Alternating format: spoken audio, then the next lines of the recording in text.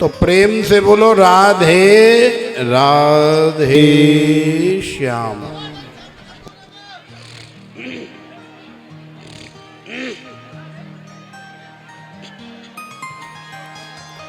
गुरुदेव श्री सुखदेव भगवान ने राजा परीक्षित ने जब प्रश्न कर दिया कि गुरुदेव हमने सुना है कि भगवान भी पक्षपात करने वाले हैं, तो भगवान क्यों पक्षपात करते हैं भाई? भैया सभी शांति बनाए रखें, शांति का ध्यान दें, हमारी तरफ ध्यान दें। प्रेम सभी बैठ जाएं अपने स्थान पर।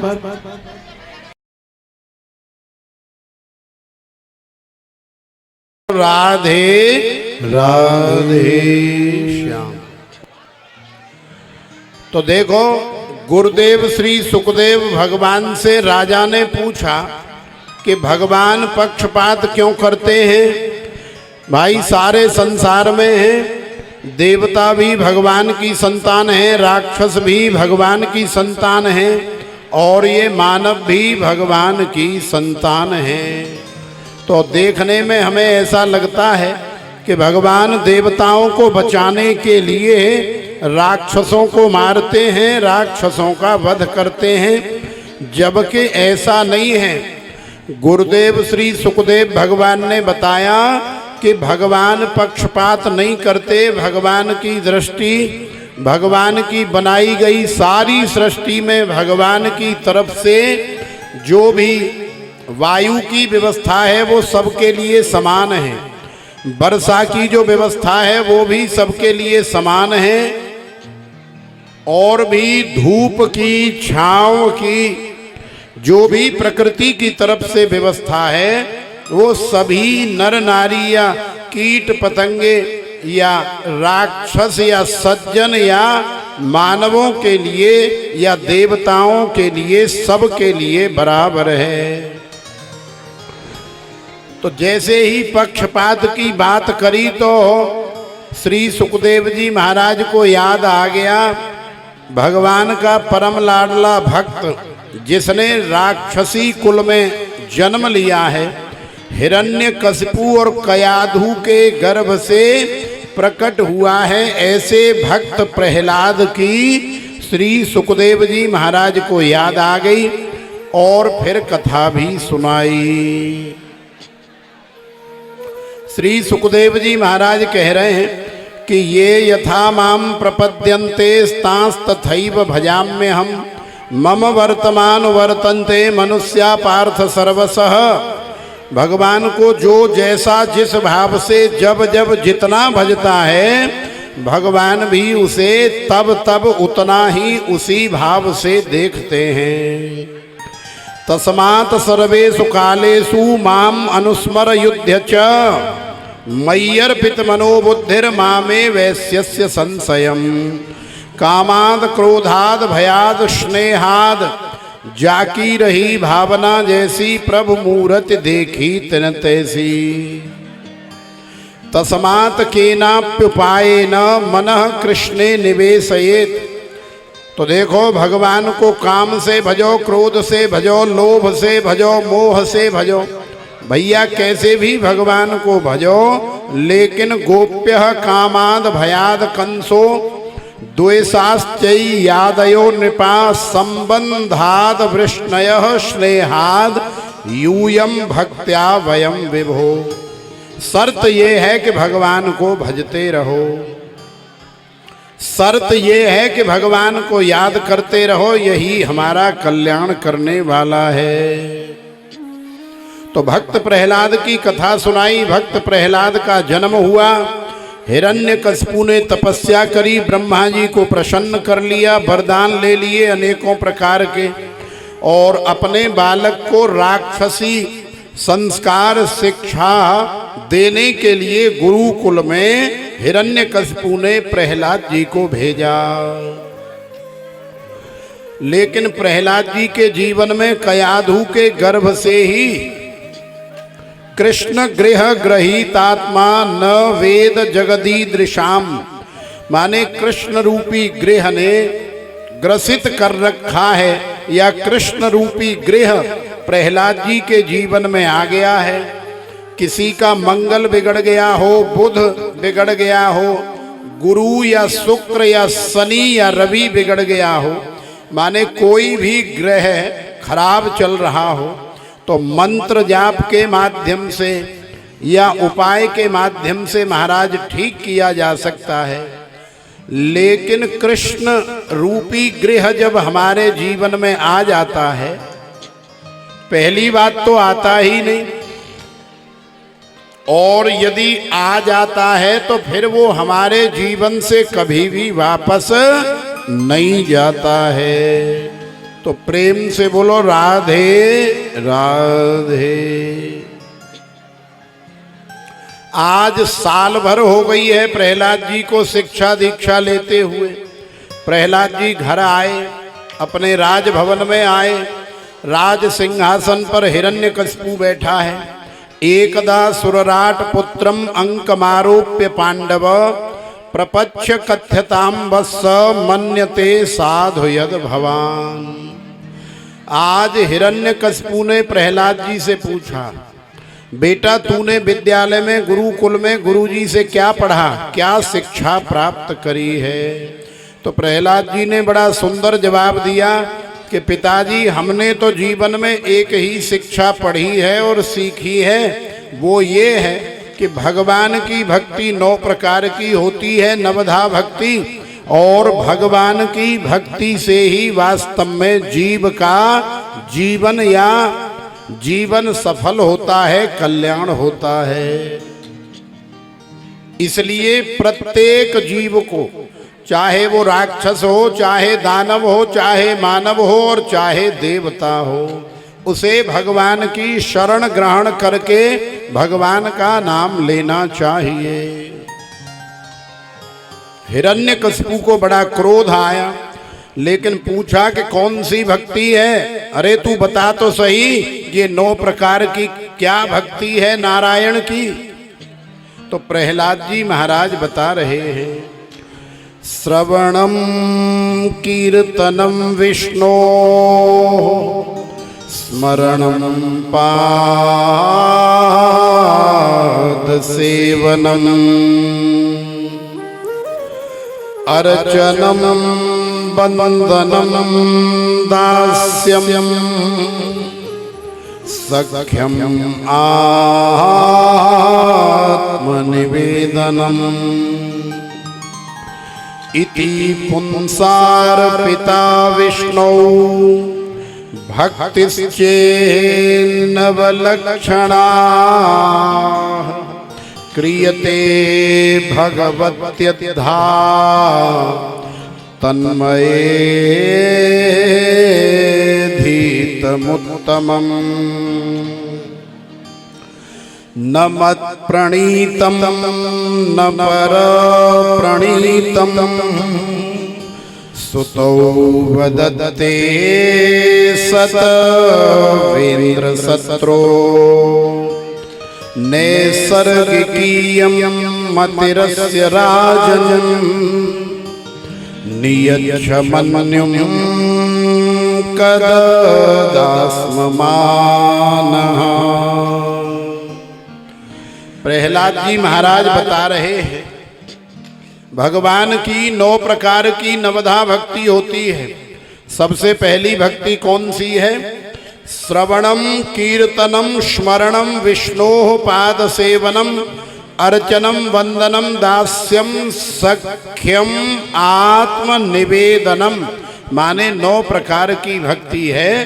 पिताजी, जिस जीव के जीवन में भगवान की इस 9 प्रकार की भक्ति में से यदि एक भी प्रकार की भक्ति आ जाए तो उसका जीवन सार्थक हो जाता है। जिंदगी जब तक रहेगी फुर्सत न होगी काम से। जिंदगी जब तक रहेगी फुर्सत न होगी काम से। कुछ समय ऐसा निकालो, प्रेम कर लो राम से। संसार में कोई किसी की खाल पर मर गया तो कोई किसी की मदमस्त चाल पर मर गया। कोई किसी के काले बाल पर मर गया, तो कोई किसी के गोरे गाल पर मर गया, तो कोई किसी के सांसारिक धन दौलत माल पर मर गया। लेकिन श्रीधाम वृंदावन से आए हुए रसिक जन कहते हैं, महापुरुष कहते हैं, भैया जिंदा तो वही है संसार में जो मेरे नंद के लाल पर मर गया, मेरे नंद के लाल पर मर गया, वही वास्तव में जिंदा है। बाकी तो जीते जागते भी मरे मराए हैं। जिनके जीवन में भगवान की भक्ति नहीं है उनका जीवन जीना बेकार है, वो जीते जागते ही मरे मराए हैं। इसलिए आज हिरण्यकशिपु बड़ा आग बबूला हो गया, लाल ताता हो गया। प्रहलाद जी को मारने के हिरण्यकशिपु ने हजारों प्रयास किए, लेकिन भगवान की कृपा से, भगवान की दया से एक भी प्रयास सफल नहीं हुआ। क्यों नहीं हुआ? क्योंकि जाको राखे साइया मार सके न कोय, बालन बांका कर सके जो जग भैरी होए। तो आज हिरण्यकशिपु अपने ही हाथों से मारने के लिए विद्यालय में आया और देखा कि नारायण का कीर्तन कर रहा है। हे दुर्विनीत मंदात्मन कुल भेद कराधम, स्तब्धम मच्छासनोद्भूतम नेस्ये त्वाद्य यमक्षयम, क्रुद्धस्य यस्य कंपन्ते त्रयो लोका सहेश्वरा, तस्य मे भीतवन्मूढ़ शासनम किं बलोत्यगा। आज मैं तुझे नहीं छोड़ूंगा हे दुर्विनीत मंदात्मन कुल भेदी कराधम। आज तुझे यमराज भी आकर के बचाना चाहे तो तुझे नहीं छोड़ सकता। आज तुझे यमलोक का दर्शन करना पड़ेगा, आज तुझे देखना पड़ेगा, आज तुझे नरक में यमराज के पास जाना पड़ेगा। प्रहलाद जी मुस्कुराए। प्रहलाद जी ने कहा कि अच्छा पिताजी, न केवलम में भवतश्च राजन सवै बलम बलिनाम चा परेशाम, परे वरेमी स्थिर जंगमाये ब्रह्मादयो ये न बसम प्रणीता, राम रमापति कर धनु लेहूं खेचे मिटे मोर संदेहू। पिताजी मैं तो जानता हूं कि आपके अंदर ये जो बल है ना, बोलने का, धमकी देने का, रौब झाड़ने का, ये बल सब मेरे नारायण का ही है। आपके पास ये जो वैभव है ये सब मेरे नारायण का ही है। आपके पास ये जो ताकत है, शक्ति है, बल है, ये सब मेरे नारायण का ही है। अच्छा, बहुत ज्यादा नारायण नारायण कर रहा है, कहाँ है तेरा नारायण? पहले मैं तेरे नारायण को ही मारूंगा, बाद में तुझे मारूंगा। तो प्रहलाद जी ने मुस्कुराते हुए कह दिया कि पिताजी मेरा नारायण तो कण कण में जड़ चेतन सब जगह बसा हुआ है। हरि व्यापक सर्वत्र समाना, प्रेम ते प्रकट होए मैं जाना, सीय राम मैं सब जग जानी, करहूं प्रणाम जोर जुग पानी। अच्छा, जड़ चेतन माने ये जो खंबा खड़ा है, इस पत्थर के खंबे में भी तेरा नारायण है क्या? प्रहलाद जी ने मुस्कुरा करके कह दिया कि हाँ पिताजी, भावना होनी चाहिए देखने की, मुझे तो इस खंबे में भी मेरे नारायण का दर्शन हो रहा है। अच्छा तो ले, पहले तेरे नारायण के ही 2 टुकड़े कर देता हूं, बाद में तुझे मारूंगा। म्यान से तलवार निकाली और तलवार निकाल करके खंबे पर साए करके प्रहार किया। महाराज खंबा टूट गया, चढ़र भड़र करके खंबा फाट गया और खंबे के अंदर से नारायण माने नरसिंह भगवान का प्राकट्य हो गया। गड़र भड़र खंब फाट्यो चरचरानो, निकसो नर नाहर को रूप अति भयानक है। गड़र भड़र मचावे जीभ लप लपावे, चितवत सरोज मानो अंग जात खानो है। आज हिरण्यकशिपु को नरसिंह भगवान ने पकड़ लिया, पकड़ करके अपनी जंघाओं पर डाल लिया। राजभवन के मुख्य द्वार की देहरी में लेकर के बैठ गए। हिरण्यकशिपु के सारे वरदान भगवान ने गिनाए और सारे वरदान जो है गिनाते हुए कह रहे हैं कि देख भैया अब तेरा समय आ गया है, अब तुझे कोई दुनिया की ताकत नहीं बचा सकती। हे हिरण्यकशिपु, अब तेरी भलाई इसी में है कि अब तू जो है हमारे चरणों में सरेंडर कर दे, प्रणिपात कर दे, हमारा चिंतन कर और इस दुनिया से, इस पंच भौतिक शरीर को त्याग करके हमारे अंदर ही लीन हो जा। हिरण्यकशिपु ने कहा कि नहीं, आप मुझे नहीं मार सकते। हजारों वरदान गिना दिए भैया, न मैं ऊपर मरूं न नीचे मरूं, न रसातल में न पाताल में, न अतल में न वितल में, न तलातल में न महातल में, न दिन में मरूं न रात्रि में मरूं, न दाएं न बाएं न ऊपर न नीचे, न कहीं नगर में न शहर में न गांव में, न नारी मार सके न नर मार सके, न कीट पतंगा पशु पक्षी, न देवी न देवता न भगवान, कोई नहीं मार सके। ब्रह्मा जी के बनाए हुए किसी भी वस्तु पदार्थ या किसी भी महीने में मैं न मरूं। भगवान ने सारी शर्तें पूरी करी। अरे भैया, हमें ब्रह्मा जी ने थोड़े ही बनाया, अपितु हमने ब्रह्मा जी को बनाया है। हम न नर हैं न नारायण हैं, बीच वाले हैं। नीचे नर हैं, नीचे नारायण हैं, ऊपर सिंह हैं। तो हिरण्यकशिपु ने कहा फिर भी नहीं मार सकते। मैंने कहा था ब्रह्मा जी के बनाए हुए इन 12 महीनों में से मैं किसी भी महीने में न मरूं। तो भगवान ने कहा बेटा चिंता मत कर, हमने बड़ी सुंदर व्यवस्था कर रखी है।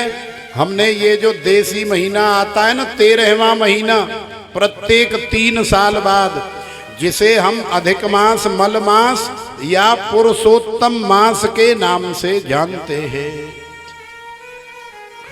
ये ब्रह्मा जी ने नहीं बनाया, ये भगवान ने हिरण्यकशिपु का उद्धार करने के लिए 13वां महीना बनाया। क्योंकि हिरण्यकशिपु ने वरदान लिया था कि ब्रह्मा जी के बनाए हुए किसी भी महीने में मैं न मरूं। तो भगवान ने 13वां महीना बना दिया, बेटा अब तो मरेगा।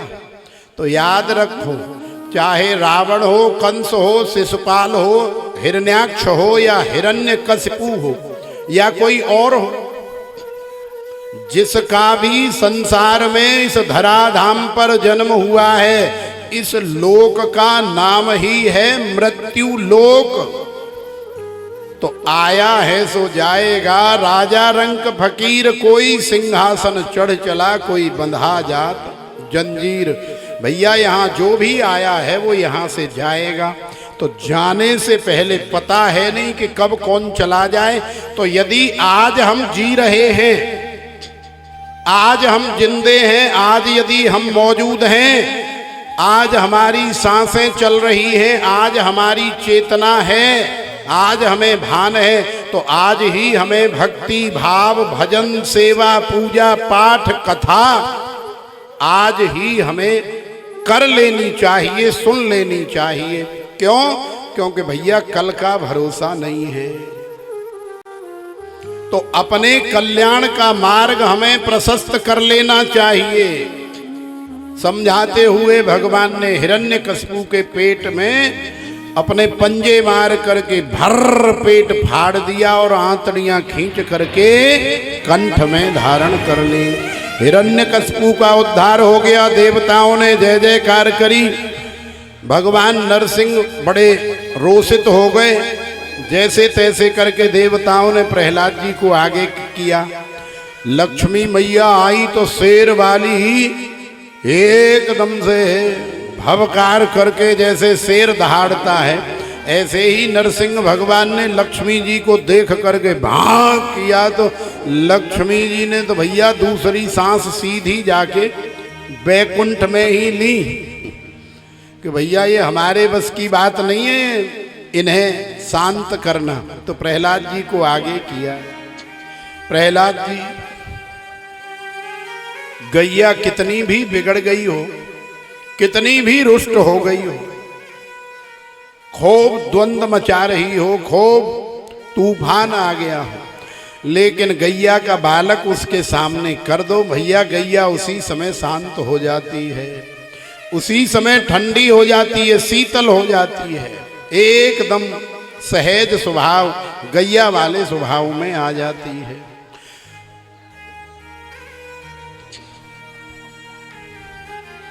नरसिंह भगवान को रोष क्यों हुआ, क्रोध क्यों आया? इसका कारण ये है कि हिरण्यकशिपु ने भगवान के परम लाडले भक्त पर बहुत अत्याचार किया, और आज नरसिंह भगवान को लगा कि देखो कितना छोटा बालक है, कितना कोमल बालक है, और कैसी साधना कैसी तपस्या इसने करी, और हमने आने में कितनी देर की, कितना विलंब किया। तो भगवान इतने रोषित हो गए कि लक्ष्मी जी को भी भागना पड़ गया। भक्त के आने से भगवान के सामने भक्त ऐसे ही होता है जैसे गैया मैया के सामने गैया का बालक। गैया शांत हो जाती है, ऐसे ही भगवान भी प्रसन्न हो जाते हैं। भगवान प्रसन्न हो गए। भगवान ने प्रहलाद जी को आशीर्वाद दिया। क्या आशीर्वाद दिया? बोले बेटा चिंता न कर, तेरे जैसा भक्त जिस कुल में जन्म लेता है उसकी 21 पीढ़ियों का कल्याण हो जाता है, उद्धार हो जाता है। तेरे पिता की भी अधोगति नहीं होगी, उसका भी कल्याण हो गया। तो प्रहलाद जी की बड़ी परम पावन कथा सुनाई। और अब श्रीमद् भागवत के 8वें स्कंध में गजराज की कथा है। आसीद गिरिवरो राजन त्रिकूट इति विस्तृतः क्षीरोदेनावृत श्रीमान योजनायुत मुच्छ्रित। माने एक त्रिकूट नाम का पर्वत है, और उस त्रिकूट नाम के पर्वत पर बहुत सारे संभ्रांत प्राणी वास करते हैं। बड़े बड़े हिंसक और अहिंसक जीव जंतु रहते हैं। उन्हीं में महाराज एक गजराज रहता है, गजेंद्र। 10,000 हाथियों का बल है उसमें। अहंकार के मारे, मद के मारे फूला नहीं समा रहा है। आज सरोवर में क्रीड़ा करने के लिए गजराज गया, नहाने लगा, किलोल करने लगा, तो सरोवर में रहने वाला मगर जल का राजा होता है। तो जल के राजा मगर ने गजराज का पैर पकड़ लिया। तो पहले तो गजराज ने सोचा कि जब हम रास्ता चलते हैं तो बड़े बड़े सिंह, बड़े बड़े शेर रास्ते में खड़े मिलते, अपने पिछले दोनों पैरों से खड़े हुए, आगे वाले हाथ जोड़ करके। और गजराज महाराज आप ठीक है, हमारी सेवा की आवश्यकता हुआ करे तो महाराज हमें बुला लिया करो। तो गजराज और ज्यादा भूल जाता है, और ज्यादा मदान्ध हो जाता है, अहंकार से भर जाता है कि देखो बड़े बड़े सिंह, बड़े बड़े शेर, चीता, भालू भी हमसे डरते हैं। तो आज गजराज सोच रहा है होगी कोई छोटी मोटी मछली जल की, मेरा पैर पकड़ा है। जब इसे पता लगेगा कि मैं राजा हूं, मेरे अंदर 10,000 हाथियों का बल है, तो महाराज ये मुझे साष्टांग मेरे पैरों में लेट करके क्षमा प्रार्थना करेगी। लेकिन गजराज ने भूल कर दी, क्योंकि वो मछली नहीं, वो जल का राजा मगर है। मगर ने गजराज का खून चूसना प्रारंभ किया। अब जब खून निकलने लग गया, शरीर से चूसने लग गया, तो भैया शक्ति क्षीण होने लगी, कमजोरी आने लगी। हाथी ने देखा कि भाई मामला गड़बड़ है, नीचे झांक करके देखा तो अरे राम राम, मगर ने पैर पकड़ा हुआ है। अब क्या करे? अपने आप को बचाने का, खींचने का बहुत प्रयास किया, लेकिन मगर से रह करके पानी में भैया कौन बैर कर सकता है। मगर खून चूसता गया, हाथी को जल के अंदर खींचता गया। और आज हाथी ने अपनी पत्नियों को पुकारा, बुलाया, अरे भगवान मैं मर रहा हूं, मेरे प्राण जा रहे हैं, मुझे बचाओ। पत्नियों ने सूंड से सूंड मिला के खींचना चाहा, लेकिन खींच नहीं पाई। 2-4 दिन खींचती रही, पत्नियां भी हार के गजराज को मरता हुआ छोड़ करके चली गई। बच्चों को पुकारा, 100-150 बच्चे थे, वो भी आए। 2-4 दिन सूंड लगा करके बच्चों ने भी खींचा, लेकिन फिर भी खींच नहीं पाए। तो बच्चे भी सोचने लगे कि अब पिताजी को तो मरना है ही, पिताजी को तो जाना ही है, बूढ़े हो गए। अब इनके चक्कर में हम काहे को मरें भूखे प्यासे, और क्यों इतना पैसा बर्बाद करें। अब हॉस्पिटल में पड़े रहें, उठा के ले चलते हैं अब घर। क्यों इतनी बर्बादी करें, क्यों समय बर्बाद करें, क्यों पैसा बर्बाद करें। तो बच्चे भी भैया छोड़ करके चले आए। आज गजेंद्र को असली ज्ञान हो गया दुनियादारी का कि संसार में कोई किसी की पत्नी नहीं, कोई किसी का बच्चा नहीं। जब तक जवानी है, पैसा है, सब सबके यार हैं, माने सब सबके सहयोगी हैं, मित्र हैं। और जब जवानी नहीं रहती है, साथ में पास में पैसा नहीं होता है, तो फिर संसार में कोई किसी को पूछने वाला नहीं है। आज गजराज की सूंड केवल श्वास लेने भर की जल के ऊपर रही, बाकी सारा गज जो है जल में मगर ने खींच लिया। भगवान का ध्यान किया, जानता तो नहीं है, क्योंकि जीवन भर कभी जानने का प्रयास भी नहीं किया, लेकिन आज उस अनजान की याद आ रही है। अरे कोई तो होगा इस दुनिया को बनाने वाला, बड़े बड़े पहाड़, बड़े बड़े पर्वत, बड़ी बड़ी शिला, बड़े बड़े वन उपवन, बड़े बड़े जलाशयों को बनाने वाला कोई तो होगा। प्रीतम जान लियो मन माही, अपने ही सुख से जग को बांध्यो, कोई काहू को नाही। आज अपने मन में ही अपने प्रियतम को पहचान लिया। सारे देवी देवता आकाश में खड़े होकर के गजराज की प्रार्थना सुन रहे हैं, लेकिन गजराज को नाम तो आता नहीं, बुलाए किसको।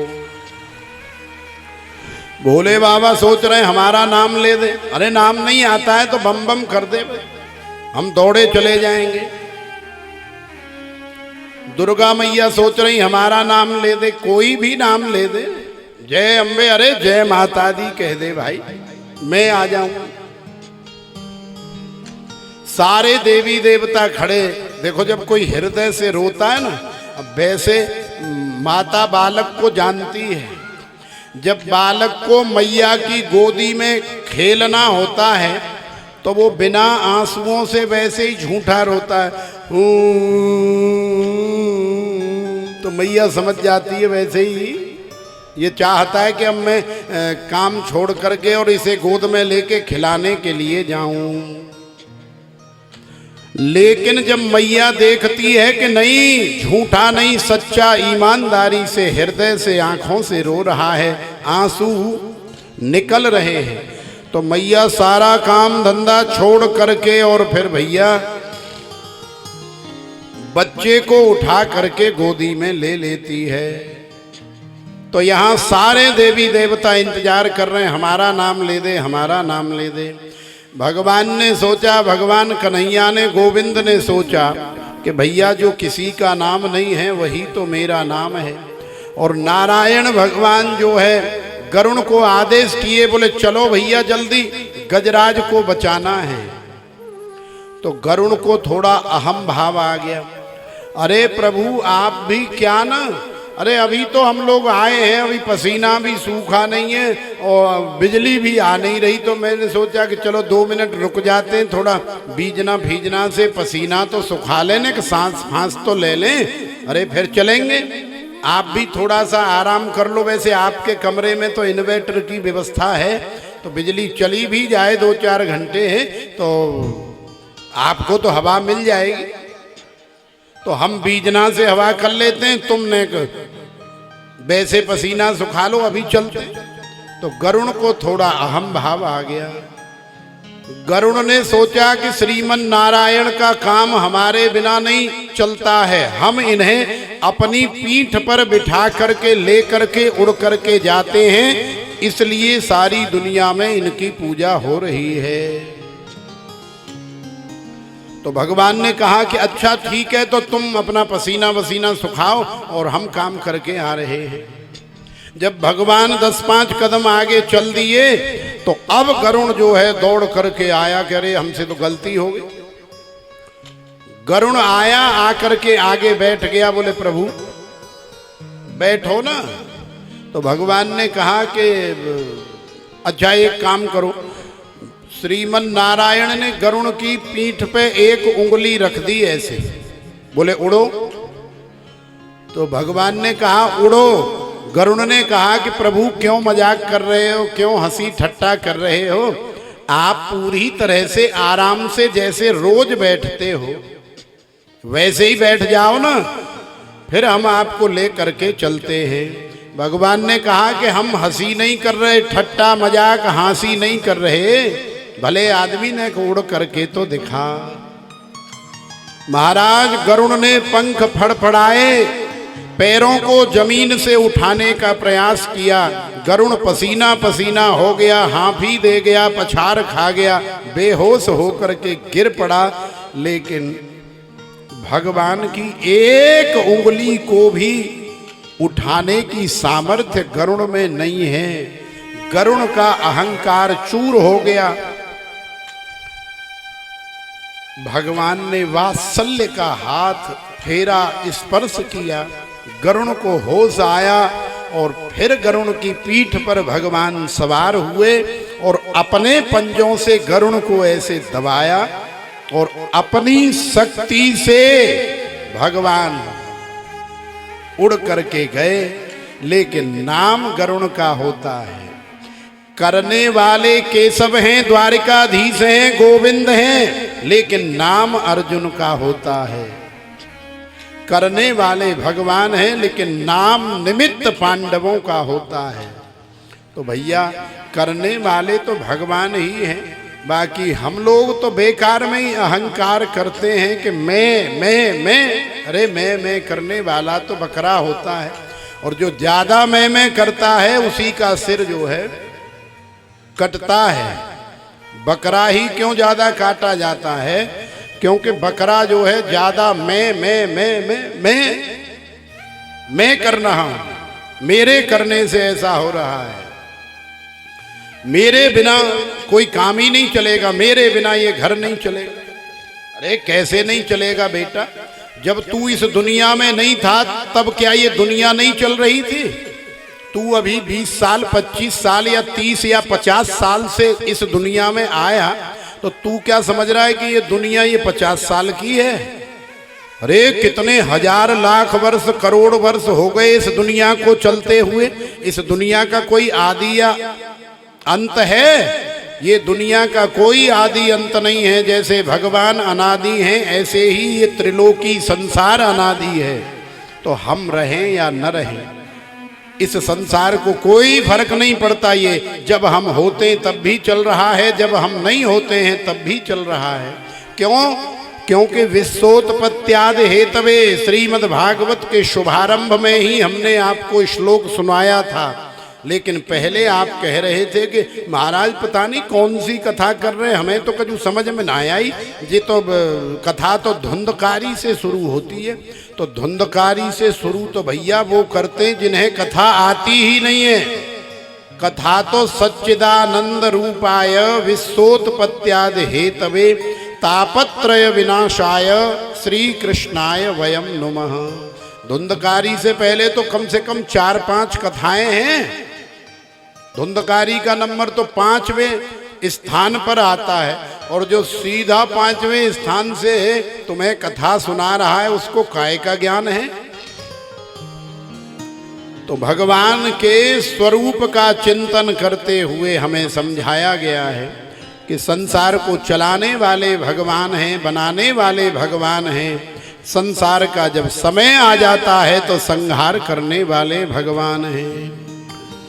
भगवान दौड़े चले आए। भगवान ने आकर के गजराज को उबारा, ग्राह का भगवान ने उद्धार कर दिया। हमारे जैसे मूर्ख ने भगवान से कहा, प्रभु आप आए तो थे गजराज का उद्धार करने, लेकिन आपने गजराज का उद्धार तो किया नहीं, लेकिन ग्राह का उद्धार कर दिया। तो भगवान ने कहा कि इसमें तात्पर्य है, रहस्य है। इसका मतलब है क्या कि देखो, जो भगवान के प्रेमी भक्त साधु संत ब्राह्मण के चरण पकड़ लेता है या चरण शरण में हमेशा पड़ा रहता है, भगवान अपने भक्त का कल्याण तो बाद में करते हैं, पहले भक्तों के चरण पकड़ने वालों का भगवान उद्धार कर देते हैं। बोलिए श्रीमन नारायण भगवान की जय। भैया इस गजराज के प्रसंग से हमें सुंदर शिक्षा लेनी चाहिए। हमें भगवान के संत भक्तों की शरण में हमेशा बने रहना चाहिए। आगे श्री सुखदेव जी महाराज ने समुद्र मंथन कराया और समुद्र मंथन से बड़े सुंदर सुंदर 14 रत्न निकले महाराज। सबसे पहले मंथन में जो है हलाहल विष निकला। हलाहल विष को पीने की सामर्थ्य किसी में नहीं है। भोले बाबा को याद किया गया, भोले भंडारी पधारे और देव देव महादेव भूतात्मन भूत भावन त्राहि नः शरणापन्न त्रैलोक्य दहनाद विषाद। भोले बाबा ने कृपा करके समुद्र से निकला हुआ हलाहल पी लिया। भोले बाबा के हृदय में सीताराम जी के चरणारविंद विराजमान रहते, इसलिए नीचे नहीं जाने दिया। सारी दुनिया को जला करके नष्ट कर देने वाला हलाहल विष भोले बाबा ने अपने कंठ में ही धारण कर लिया। तो उस हलाहल विष के प्रभाव से भोले बाबा का कंठ जो है नीला पड़ गया, इसलिए भोले बाबा का एक नाम हो गया, बोल नीलकंठ महादेव बाबा की जय हो। तो देखो समुद्र से धीरे धीरे करके ऐसे ही और भी कई रत्न निकले। भगवती लक्ष्मी का भी प्रादुर्भाव समुद्र से ही हुआ। उच्चई श्रवा घोड़ा भी निकला, गैया मैया भी निकली, धनवंतरी जी भी निकले और फिर लक्ष्मी मैया निकली। तो लक्ष्मी मैया का विवाह श्रीमन नारायण के साथ में कर दिया गया।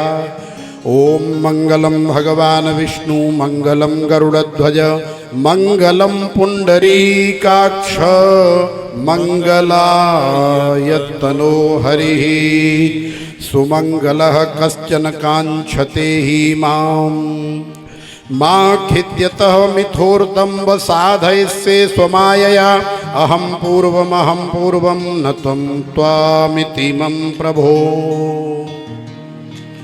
तो देखो देवताओं को बचाने के लिए, क्योंकि राक्षस बड़े बलवान हो गए, जब मन करता है देवताओं को खदेड़ देते हैं, स्वर्ग से भगा देते हैं, मार डालते हैं। तो भगवान ने देवताओं को अमर करने के लिए समुद्र का मंथन कराया और समुद्र के मंथन के बाद जब अंत में सार रूप में अमृत निकला तो उसे भी राक्षस लोग छुड़ा करके ले गए। लेकिन भगवान ने अपने भक्तों का मान रखने के लिए, देवताओं का रक्षण करने के लिए मोहिनी रूप धारण किया और मोहिनी रूप धारण करके देवताओं को फंसाया, अपने रूप माधुरी में फंसाया।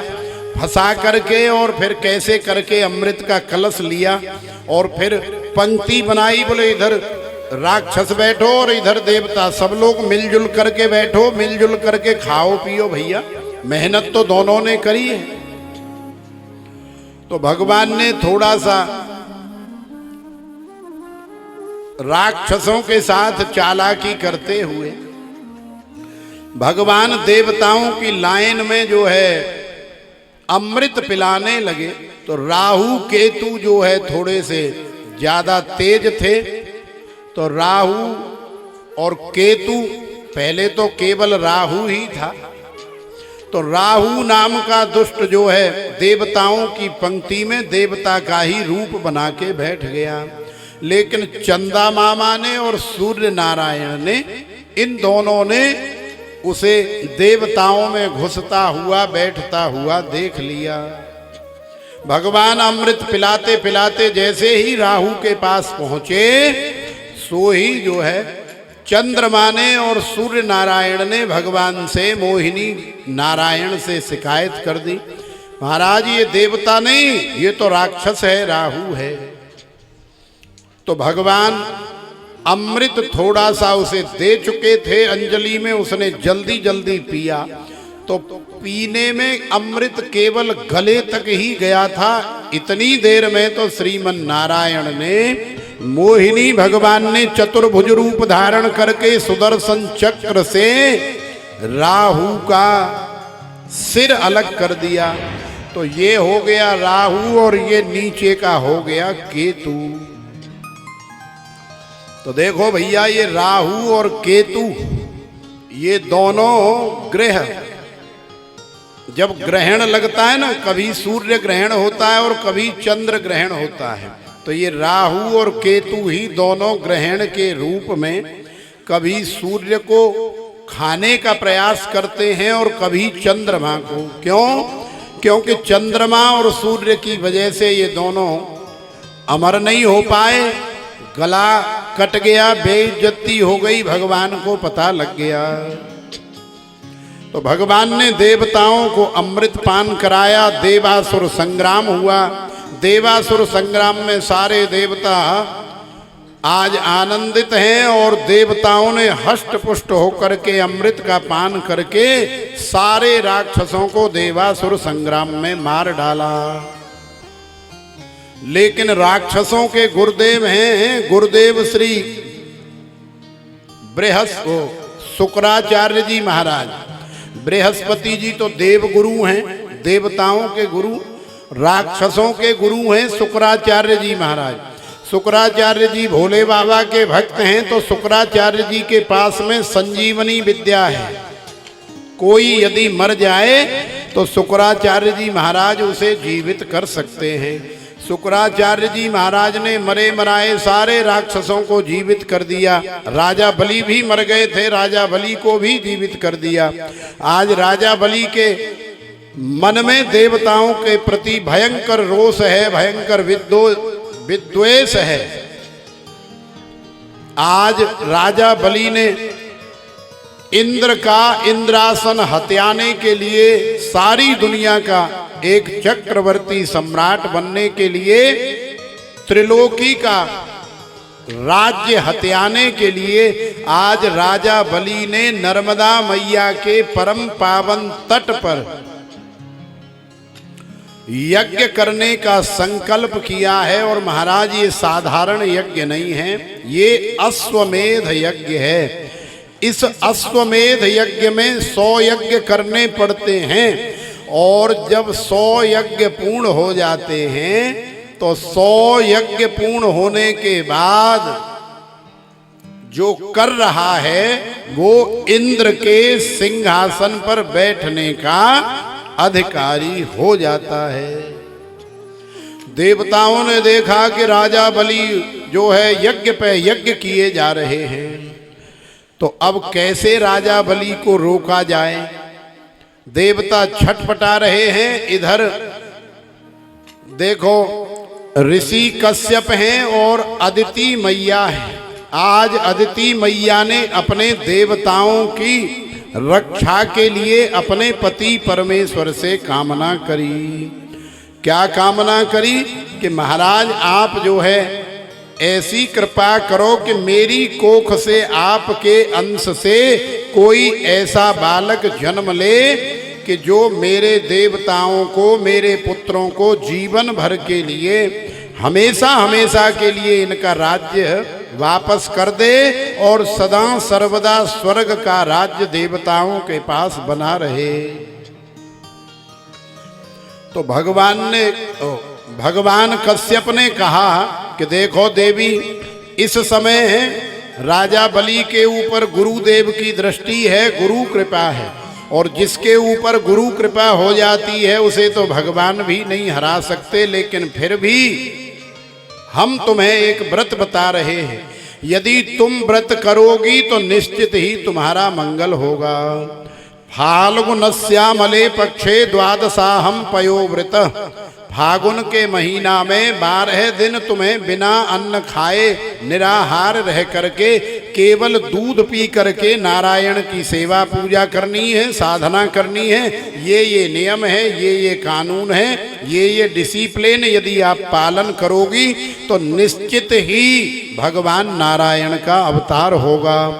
तो देखो आज अदिति मैया ने सारे नियम कानून पालन किए और अब समय आ गया है, अदिति मैया गर्भवती हो गई और समय अनुसार भगवान श्रीमन नारायण अदिति मैया के गर्भ में आए और आज बड़े प्यारे नन्हे से वामन अंगुल के वामन भगवान बन के अदिति मैया के गर्भ से साक्षात श्रीमन नारायण ही वामन के रूप में प्रकट हो गए।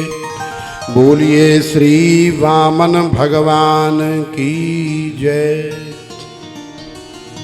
और फिर वामन भगवान नर्मदा मैया के तट पर सभी देवताओं से भिक्षा लेने के बाद, आशीर्वाद लेने के बाद, सब देवताओं के आनंद के लिए, मंगल के लिए राजा बलि के यज्ञ में पधारे हैं। राजा बलि के यज्ञ में जाकर के राजा बलि को वामन भगवान ने मोहित किया और 3 पग भूमि राजा से मांगी। राजा समझ नहीं पाया और समझ भी गया गुरुदेव के बताने के बाद, तो भी क्योंकि वचन दे दिया है। और एक बार यदि कोई ईमानदार व्यक्ति अपनी जुबान से कोई वचन दे दे तो महाराज रघुकुल रीत सदा चले आई, प्राण जाए पर वचन न जाई। तो आइए एक सुंदर भाव है इसी में, वामन भगवान और बलि की इस लीला का दर्शन करें और फिर आगे बढ़ेंगे। अभी हमें राम जी को भी लाना है और कन्हैया का भी जन्म होना है। तो हरि वामन को भेष बनाए, बलि राजा को छलने आए।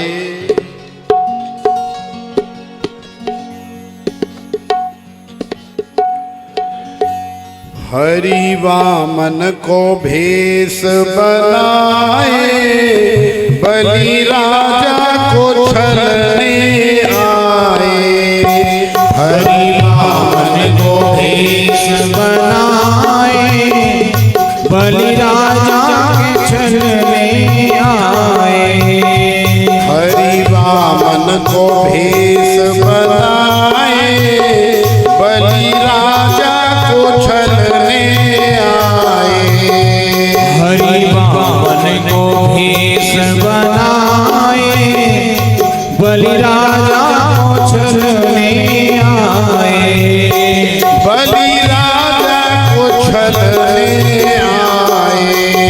वो बलि राजा को छलने आए। बलि राजा के द्वारे आए।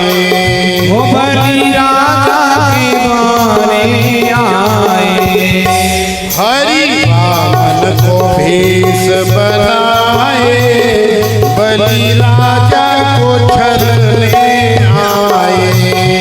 हरि वामन को भेष बनाए, बलि राजा को छलने आए।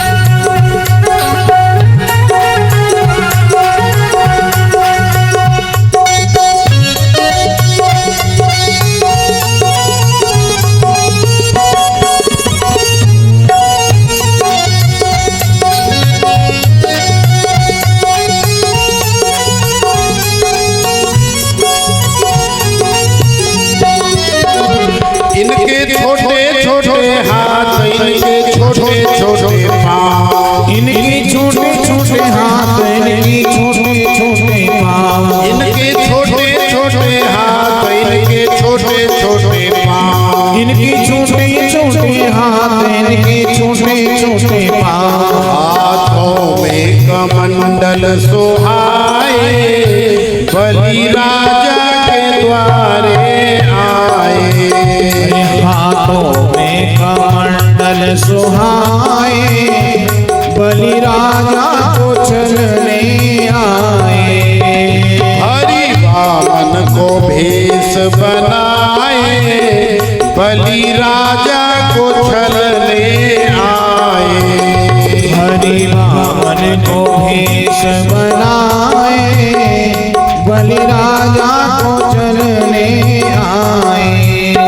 कंधे झोली धरी, इसमें माला परी, कंधे झोली धरी, गले माला परी, कांधे झोली धरी, गले माला परी, कांधे झोली धरी, गले माला परी। ब्रह्मचारी को भेष बनाए, बलि राजा को छलने आए।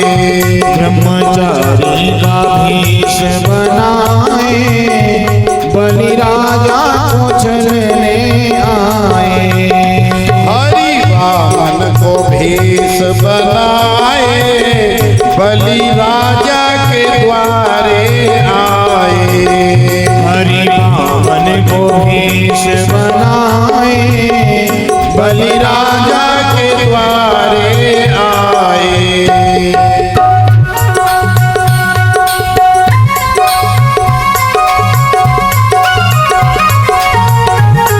दोनों हाथ उठा के वामन भगवान की जय हो।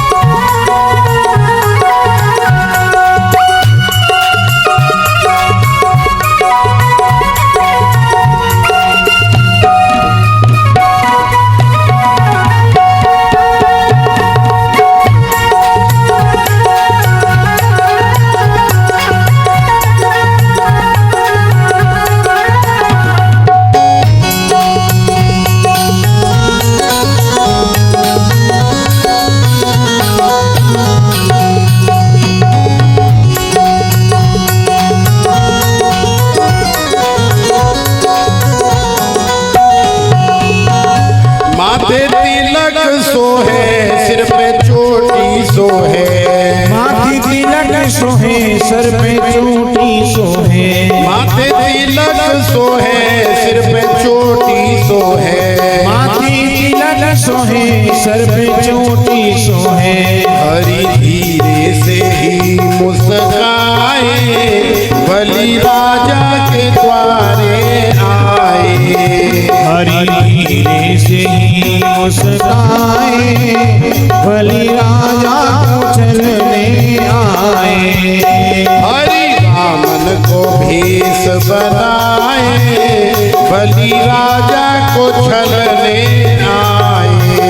हरि वामन को भेष बनाए, बलि राजा को चलने आए।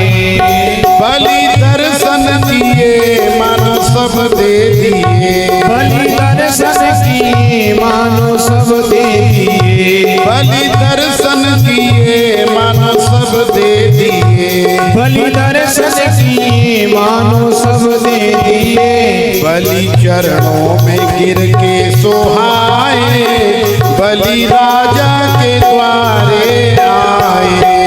बलि चरणों में गिर के सुहाए, बलि बलि राजा को चलने आए।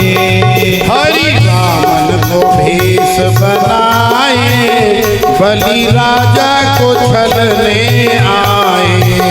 हरि वामन को भेष बनाए, बलि राजा को छलने आए।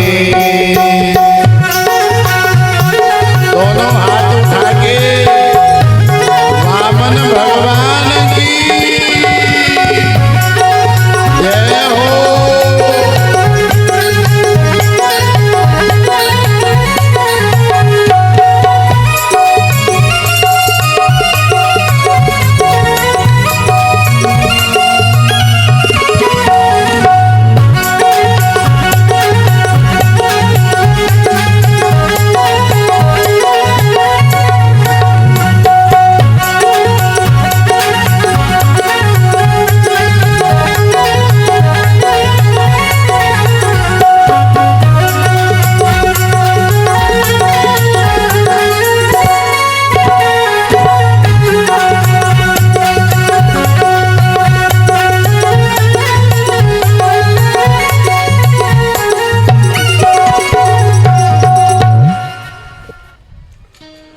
बोलिए वामन भगवान की जय। जय जय श्री राधे।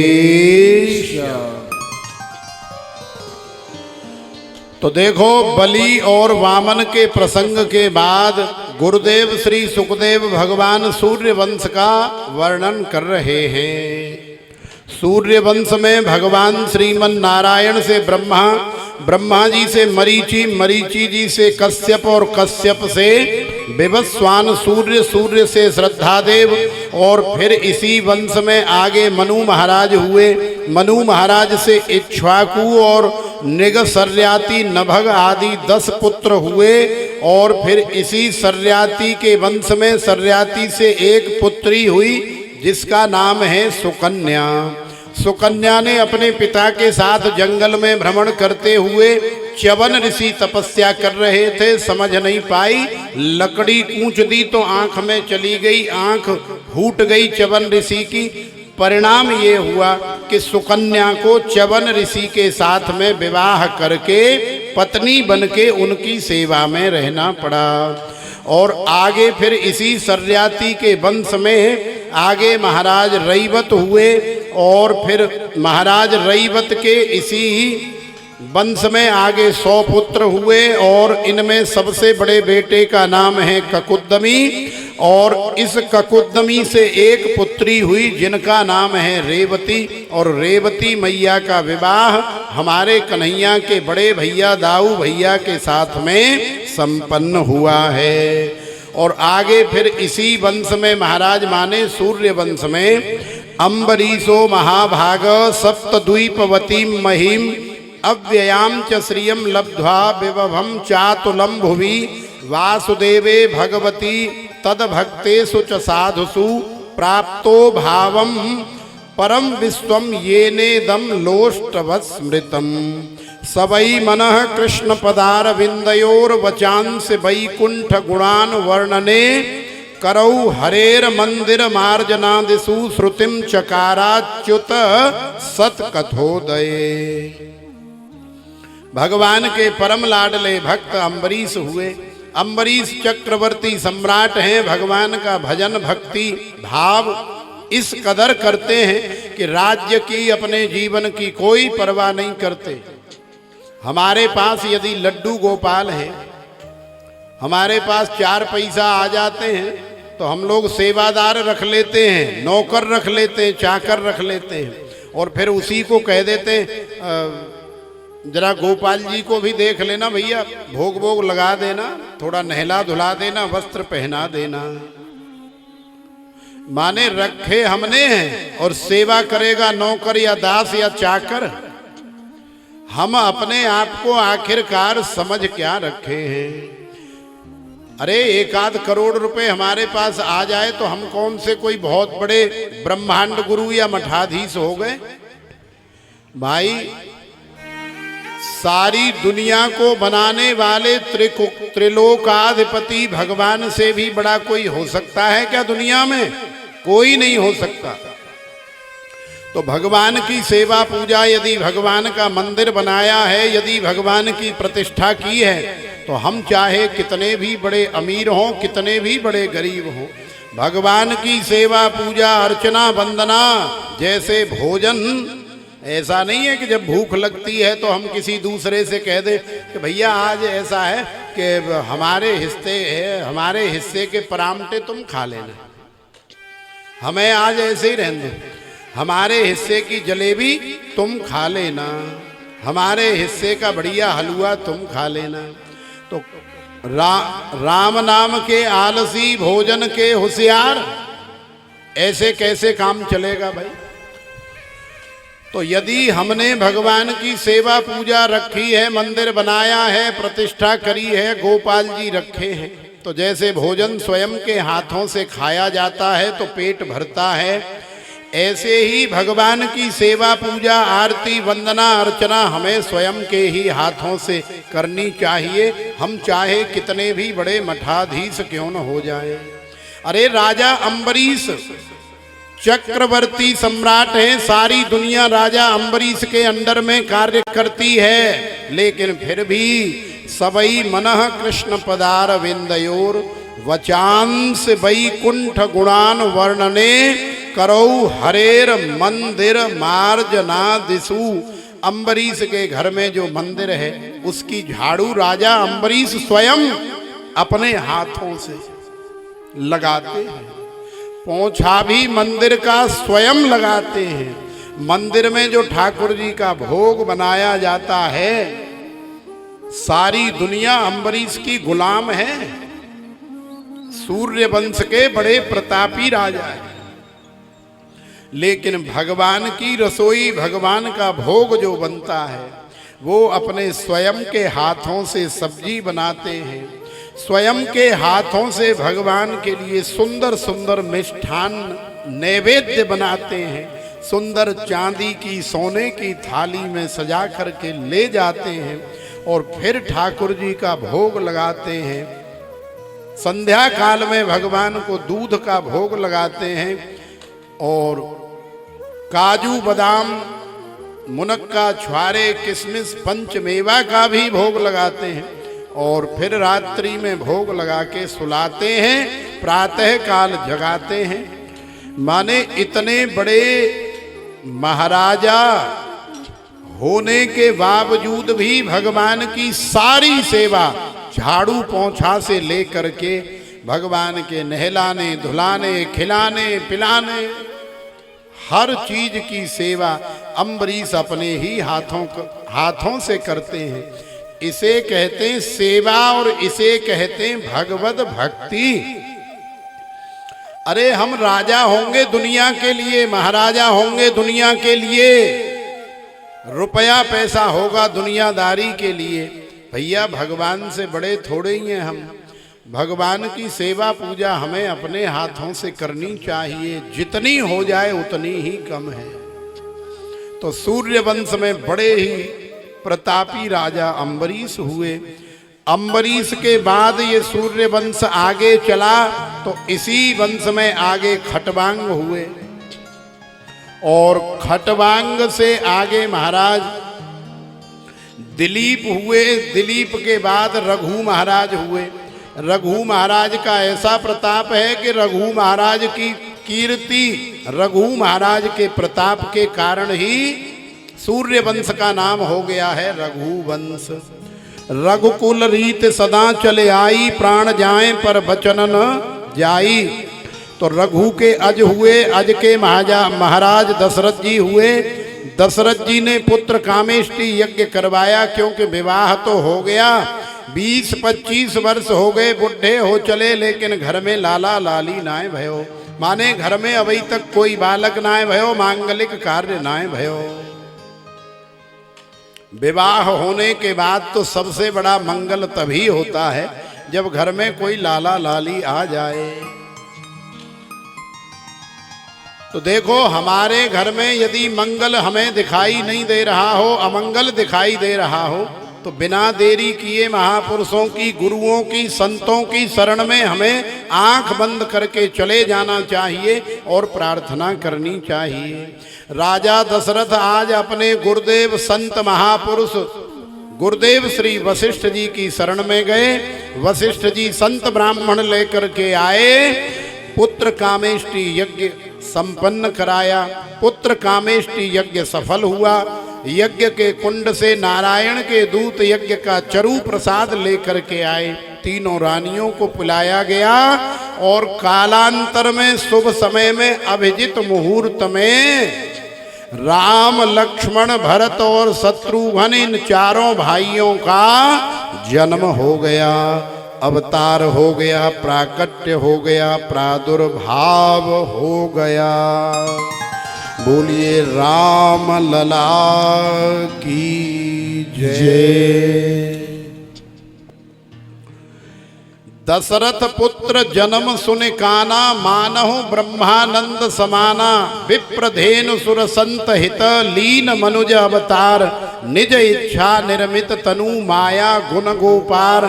व्यापक अकल अनीह अज, निर्गुण नामन रूप। भगत हेतु नाना विधि, करत चरित्र अनूप। भय प्रगट कृपाला, दीन दयाला, कौसल्या हितकारी। हर्षित महतारी, मुनि मन हारी। अद्भुत रूप विचारी, लोचन अभिरामा। तनु घन श्यामा, निज आयुध भुजचारी। भूषण बनमाला, नयन विशाला। शोभा सिंधु खरारी। यस्यामलं नृप सदस्यु यशोधुनापि, गायन्त्य गगन मृषयो दिग्भेन्द्र पट्टम। तम नाकपाल वसुपाल किरीट जुष्टः, पादाम्बुजं रघुपतिम शरणं प्रपद्ये। राम कृष्ण दो एक हैं, अंतर नहीं निमेष। इनके नयन गंभीर हैं, इनके चपल विशेष। तो भगवान राम और कृष्ण दोनों एक हैं। भगवान राम ने अपने जीवन में जो किया वो हमें करना चाहिए, और भगवान कृष्ण ने अपने जीवन में जो कहा है, चाहे भागवत के माध्यम से कहा हो और चाहे श्रीमद् भगवद गीता के माध्यम से कहा हो, वो हमें करना चाहिए। तो बोलिए राजा रामचंद्र भगवान की जय जय। श्री राधे श्याम। राम जी आ गए भैया। अब राम जी आ गए तो राम जी की बधाई नहीं दोगे क्या? तो बधाई तो देंगे ही और बधाई लेंगे भी। तो आइए राम जी के जन्म की बड़ी सुंदर बधाई का हम लोग गायन करें।